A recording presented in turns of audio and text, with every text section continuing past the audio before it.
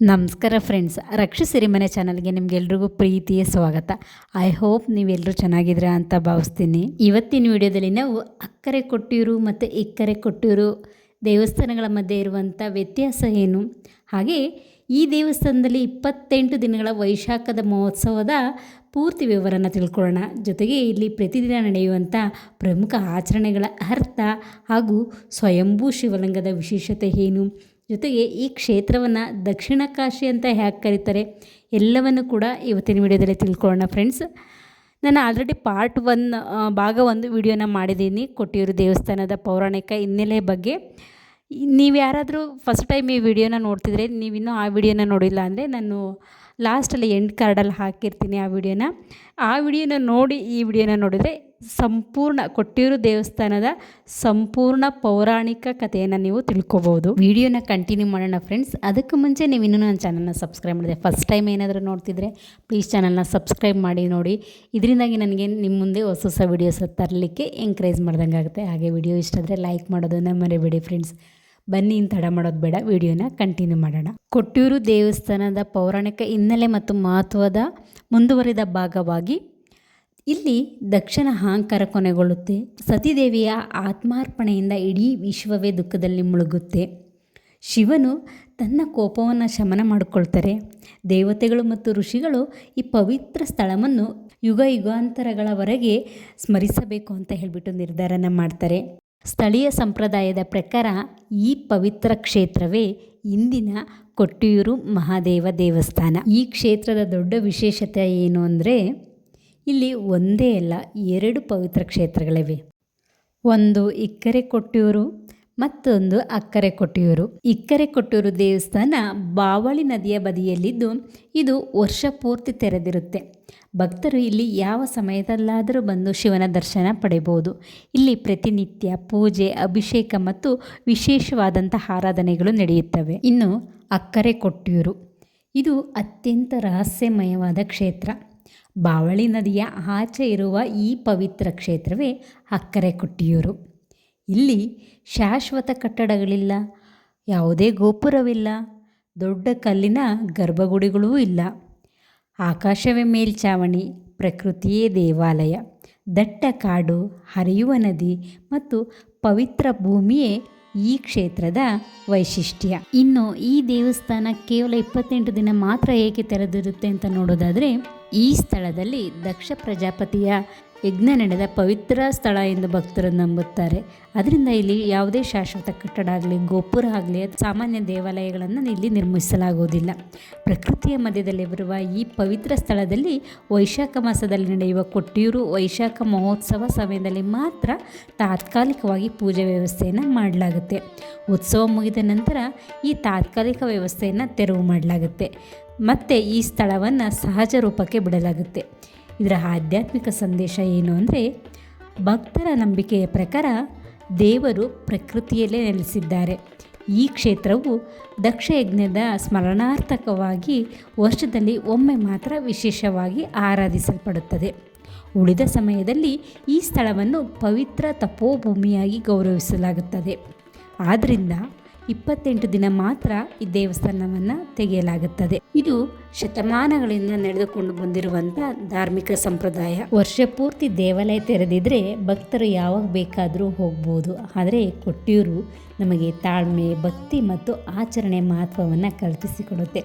ಕೇವಲ ವರ್ಷದಲ್ಲಿ 28 ದಿನ ಮಾತ್ರ ದರ್ಶನ ಸಿಗೋದ್ರಿಂದ ಈ ಕ್ಷೇತ್ರದ ಪವಿತ್ರತೆ ಮತ್ತು ಮಹಿಮೆ ಇನ್ನಷ್ಟು ಹೆಚ್ಚುತ್ತದೆ ಅನ್ನೋದು ಭಕ್ತರ ನಂಬಿಕೆ. ಇಲ್ಲಿ ಬೆಳಗಿನ ಜಾವ ಮಂಜು ಆವರಿಸಿದ ಕಾಡು, ಹರಿಯುತ್ತಿರುವ ಬಾವಳಿ ನದಿ, ಓಂ ನಮಃ ಶಿವಾಯ ಎಂದು ಜಪಿಸುತ್ತಾ ನದಿಯನ್ನು ದಾಟುವ ಸಾವಿರಾರು ಭಕ್ತರು.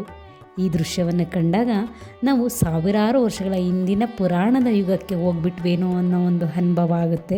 ಈ ಕ್ಷೇತ್ರವನ್ನು ದಕ್ಷಿಣ ಕಾಶಿ ಅಂತ ಯಾಕೆ ಕರೀತಾರೆ ಅಂತ ನೋಡೋದಾದರೆ, ಕಾಶಿಯಲ್ಲಿ ಶಿವನ ಆರಾಧನೆಗೆ ಇರುವ ಮಹತ್ವದಂತೆಯೇ ಕೊಟ್ಟಿಯೂರು ಕ್ಷೇತ್ರಕ್ಕೂ ಅಪಾರವಾದ ಪವಿತ್ರತೆ ಇದೆ ಅಂತ ಹೇಳಿಬಿಟ್ಟು ಇಲ್ಲಿನ ಭಕ್ತರು ನಂಬ್ತಾರೆ.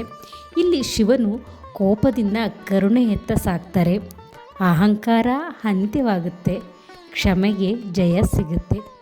ಆದ್ದರಿಂದ ಈ ಕ್ಷೇತ್ರವು ಭಕ್ತರಿಗೆ ಕೇವಲ ದೇವಾಲಯವಲ್ಲ, ಜೀವನದ ಪಾಠ ಕಲಿಸುವ ಆಧ್ಯಾತ್ಮಿಕ ವಿಶ್ವವಿದ್ಯಾಲಯವಾಗಿದೆ ಅಂದರೆ ತಪ್ಪಾಗಲಾರದು. ವರ್ಷದ ಬಹುಭಾಗ ಮೌನವಾಗಿರುವ ಕೊಟ್ಟಿಯೂರು ಕ್ಷೇತ್ರವು ವೈಶಾಖ ಮಾಸ ಬಂದಾಗ ಸಂಪೂರ್ಣವಾಗಿ ಬದಲಾಗುತ್ತೆ. ದಟ್ಟವಾದ ಕಾಡು, ಹರಿಯುವ ಬಾವಳಿ ನದಿ, ಪಕ್ಷಿಗಳ ಕಲರವ ಮತ್ತು ಸಾವಿರಾರು ಭಕ್ತರ ಓಂ ನಮಃ ಶಿವಾಯ ಎಂಬ ಘೋಷಣೆಗಳಿಂದ ಈ ಪವಿತ್ರ ಕ್ಷೇತ್ರ ಜೀವಂತವಾಗುತ್ತೆ. ವೈಶಾಖ ಮಹೋತ್ಸವ ಆರಂಭದ ಕ್ಷಣದಿಂದಲೇ ಭಕ್ತರ ಸಂಚಾರ ಹೆಚ್ಚಾಗುತ್ತದೆ. ಕೇರಳ ಮಾತ್ರವಲ್ಲ, ಕರ್ನಾಟಕ, ತಮಿಳುನಾಡು ಮತ್ತು ಭಾರತದ ವಿವಿಧ ಭಾಗಗಳಿಂದ ಇಲ್ಲಿಗೆ ಸಾವಿರಾರು ಭಕ್ತರು ಬರ್ತಾರೆ. ಭಕ್ತರು ನದಿಯನ್ನು ದಾಟಿ ಅಕ್ಕರೆ ಕೊಟ್ಟಿಯೂರಿಗೆ ತೆರಳಿ ಶಿವನ ದರ್ಶನವನ್ನು ಪಡೆಯುತ್ತಾರೆ. ಪ್ರತಿಯೊಬ್ಬರ ಮುಖದಲ್ಲೂ ಭಕ್ತಿ, ಶಾಂತಿ ಮತ್ತು ಆಶಾಭಾವನೆಯನ್ನು ನಾವು ನೋಡ್ಬೋದು. ಇಲ್ಲಿ ಸ್ವಯಂಭೂ ಶಿವನ ಆರಾಧನೆಯನ್ನು ಮಾಡಲಾಗುತ್ತೆ. ಶಿವನನ್ನು ಪ್ರಕೃತಿಯ ರೂಪದಲ್ಲಿ ಇಲ್ಲಿ ಭಕ್ತರು ಅನುಭವಿಸ್ತಾರೆ. ಇಲ್ಲಿ ವೈಭವಕ್ಕಿಂತ ಭಕ್ತಿಗೆ ಹೆಚ್ಚಿನ ಮಹತ್ವವಿದೆ. ಕಲ್ಲಿನ ಗೋಡೆಗಳಿಲ್ಲ, ಚಿನ್ನದ ಗೋಪುರಗಳಿಲ್ಲ, ಇಲ್ಲಿ ಪ್ರಕೃತಿಯೇ ದೇವಾಲಯ. ಈ ಸರಳತೆ ಮತ್ತು ದೈವಿಕತೆ ಭಕ್ತರ ಮನಸ್ಸನ್ನು ಆಳವಾಗಿ ಸ್ಪರ್ಶಿಸುತ್ತದೆ. ಅನೇಕ ಕುಟುಂಬಗಳು ಇಲ್ಲಿ ಶಾಂತಿ, ಆರೋಗ್ಯ, ಸಂತಾನ ಭಾಗ್ಯ ಮತ್ತು ಕುಟುಂಬದ ಐಕ್ಯತೆಗಾಗಿ ಪ್ರಾರ್ಥನೆಯನ್ನು ಮಾಡ್ತಾರೆ. ದಕ್ಷನ ಅಹಂಕಾರದಿಂದ ಕುಟುಂಬದಲ್ಲಿ ಉಂಟಾದಂಥ ನೋವು ಮತ್ತು ಶಿವನ ಕ್ಷಮೆಯಿಂದ ಬಂದ ಸಮಾಧಾನದ ಕತೆ ಕುಟುಂಬದ ಜೀವನದಲ್ಲಿ ಪ್ರೀತಿ ಮತ್ತು ಗೌರವದ ಮಹತ್ವವನ್ನು ನೆನಪು ಮಾಡುತ್ತೆ. ಕೊಟ್ಟಿಯೂರು ನಮಗೆ ಒಂದು ಮಹತ್ವದ ಸಂದೇಶನ ನೀಡುತ್ತೆ. ಅದೇನೆಂದರೆ, ಅಹಂಕಾರ ಸಂಬಂಧಗಳನ್ನು ಒಡೆಯುತ್ತೆ, ಪ್ರೀತಿ ತ್ಯಾಗವನ್ನು ಕಲಿಸುತ್ತೆ, ಕ್ಷಮೆ ಸಂಬಂಧಗಳನ್ನು ಮತ್ತೆ ಜೋಡಿಸುತ್ತೆ. ದಕ್ಷನು ಅಹಂಕಾರದಿಂದ ಎಲ್ಲವನ್ನು ಕಳೆದುಕೊಂಡನು. ಸತೀದೇವಿಯು ಪ್ರೀತಿಗಾಗಿ ತನ್ನ ಪ್ರಾಣವನ್ನೇ ಅರ್ಪಿಸಿದರು. ಶಿವನು ಕೋಪಗೊಂಡರೂ ಸಹ ಕೊನೆಯಲ್ಲಿ ಕ್ಷಮೆಯನ್ನು ತೋರಿಸಿದರು.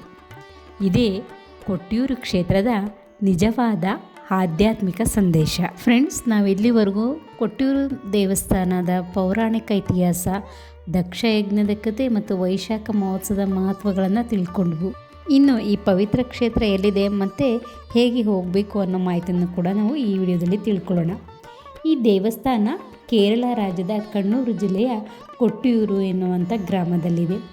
ನಾವು ರಸ್ತೆ ಮಾರ್ಗವಾಗಿ ಬೆಂಗಳೂರು, ಮೈಸೂರು, ಹುಣಸೂರು, ಮಾನಂತವಾಡಿ, ಇರುಟ್ಟಿ ಮತ್ತು ಹಾಗೆ ಅಲ್ಲಿಂದ ಕೊಟ್ಟಿಯೂರಿಗೆ ಹೋಗ್ಬೋದು. ಬೆಂಗಳೂರಿಂದ ಸುಮಾರು 300 ಕಿಲೋಮೀಟರ್ ದೂರ ಇದು 7 ರಿಂದ 8 ಗಂಟೆಗಳ ಸಮಯ ಬೇಕಾಗುತ್ತೆ.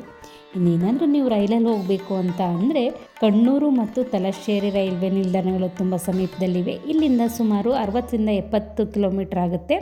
ರೈಲ್ವೆ ನಿಲ್ದಾಣದಿಂದ ನೀವು ಟ್ಯಾಕ್ಸಿ ಅಥವಾ ಬಸ್ಗಳಲ್ಲಿ ಕೊಟ್ಟಿಯೂರನ್ನು ತಲುಪ್ಬೋದು. ಇನ್ನು ವಿಮಾನ ಮಾರ್ಗದಲ್ಲಿ ಹೋಗಬೇಕು ಅಂದರೆ ಕಣ್ಣೂರು ಅಂತಾರಾಷ್ಟ್ರೀಯ ವಿಮಾನ ನಿಲ್ದಾಣದಿಂದ ಟ್ಯಾಕ್ಸಿ ಅಥವಾ ಬಸ್ಗಳ ಮೂಲಕ ನೀವು ದೇವಸ್ಥಾನನ ತಲುಪ್ಬೋದು. ಇನ್ನು ಈ ಮಹತ್ವವಾದ ಕೊಟ್ಟಿಯೂರು ಕ್ಷೇತ್ರದಿಂದ ನಮಗೆ ಜೀವನದ ಏನು ಸಂದೇಶನ ನಾವು ತಿಳ್ಕೊಬೋದು ಅಂತ ನೋಡೋದಾದರೆ, ದಕ್ಷನ ಅಹಂಕಾರವು ನಮಗೆ ಒಂದು ಪಾಠವನ್ನು ಕಲಿಸುತ್ತೆ. ಅಹಂಕಾರ ಸಂಬಂಧಗಳನ್ನು ನಾಶ ಮಾಡುತ್ತೆ. ಇಲ್ಲಿ ಸತೀದೇವಿಯ ತ್ಯಾಗವನ್ನು ನಾವು ನೆನಪು ಮಾಡ್ಬೋದು. ಪ್ರೀತಿ ಎಂದರೆ ಕೇವಲ ಮಾತಲ್ಲ, ಅದು ನಿಷ್ಠೆ ಮತ್ತು ಸಮರ್ಪಣೆ. ಶಿವನ ಕ್ಷಮೆ ನಮಗೆ ನೆನಪಾಗುತ್ತೆ. ಕೋಪಕ್ಕಿಂತ ಕ್ಷಮೆಯೇ ಶ್ರೇಷ್ಠ. ಆದ ಕಾರಣದಿಂದಲೇ ಕೊಟ್ಟಿಯೂರು ಕೇವಲ ಒಂದು ದೇವಾಲಯವಲ್ಲ, ಇದು ವಿನಯ, ಪ್ರೀತಿ, ತ್ಯಾಗ ಮತ್ತು ಕ್ಷಮೆಯನ್ನು ಕಲಿಸುವಂಥ ಒಂದು ಆಧ್ಯಾತ್ಮಿಕ ಶಾಲೆಯಾಗಿದೆ.